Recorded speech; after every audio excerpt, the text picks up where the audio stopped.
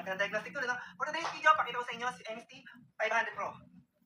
Hi guys, ito yung laman ng MST 500 Pro natin. Unang-una sa lahat, siyempre, yung tools. Yan, ito yung tools natin, MST 500 Pro. And then tapos, sumunod, ito ang mga cable niya, main cable, Suzuki cable sa mga big bike, Kawasaki, pwede sa big bike rin, Yamaha, battery clip, saka pang simulator. Yung mga adapter niya, Honda, 16 pin,